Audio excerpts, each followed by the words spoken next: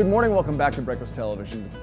Well, Drunk Mom is a first-hand account of one woman's struggle between being an alcoholic and being a new mom. It is a gripping story of addiction and thankfully recovery, and we're joined by the author, Jowita Bydlowska.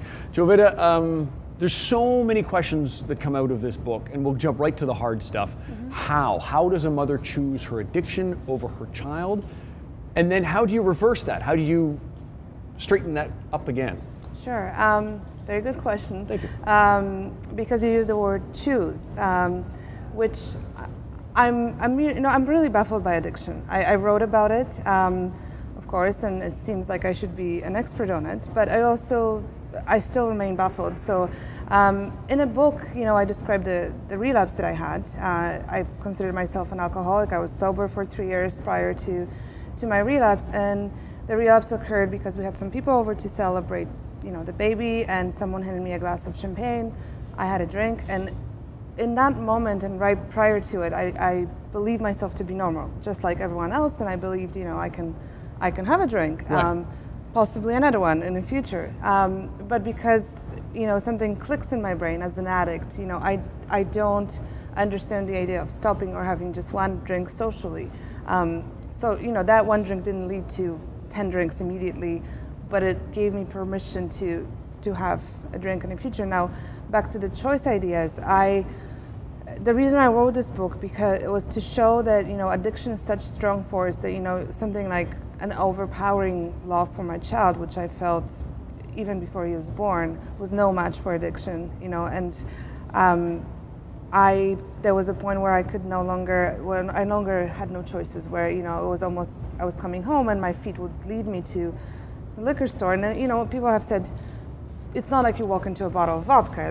Like you do have a choice. You make choices all the way. You make a choice to go to the liquor store. You make a choice to go to the counter. Absolutely. You make a choice to open the bottle. Yeah, but I think it's I do think it's mental illness. There's some obsessive compulsive element to it, that it's like you feel you're going to die if you don't have it. And then there's also this thing called doublethink, where there's part of me that I was a very attentive, very good mom during the day. And I did all the things. I spent, 24, but like 12 hours I was a mom. And then after the baby would go to bed, I would sit in front of my computer, usually watching some bad show, True Blood or something. And it's not a bad show, but it was. It's a bad show. But then you were a good mom for the first 12 Yes. hours, and a blackout drunk Yes. for the next 12 hours. How do you then reverse that? How do you then say that my child is going to be my first priority? Yeah, well, again, I've tried to, I was in such denial that, he was my first priority. The other thing was like just a demon I had to sort of deal with. And it was, I've described it as having a dragon in your house. You can keep it behind closed doors, but once you open the door, it's a very, unruly creature. So, so in terms of reversal, I really wanted to get sober.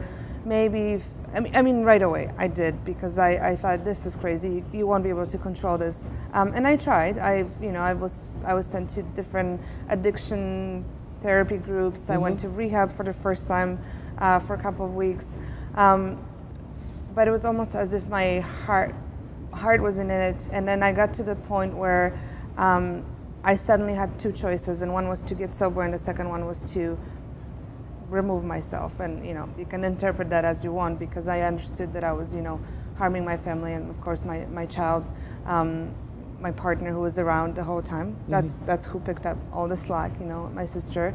And once I had these two options, I thought, well, the other option's really drastic, and why not try to get sober, but actually believe it in my heart that it was possible. And I had a very brief moment, very sort of average day, nothing really huge happened, where I suddenly felt like, what, it is a possibility. And for those who struggle with addiction, once you know that you can get clean again, then that's when you really connect. So fascinating. I wish we had forever to talk about, but a fascinating read. You can actually meet her tonight at McNally Robinson at 7 p.m. The book is called Drunk Mom. A fascinating read. And if you know someone who has struggles, if you know someone who needs help, or if you read this and say, that is me, her website has some fantastic resources for you to help yourself get clean. All the information is available through breakfasttelevision.ca. Fascinating read. So nice to meet you. We're going to take a break. There's still plenty to come today on BT. airplanes in the night sky like shooting stars. I can really use a wish right now. Wish right now. Wish right now. Can we pretend that airplanes in the night sky like shooting stars? I can really use a wish right now. Wish right now.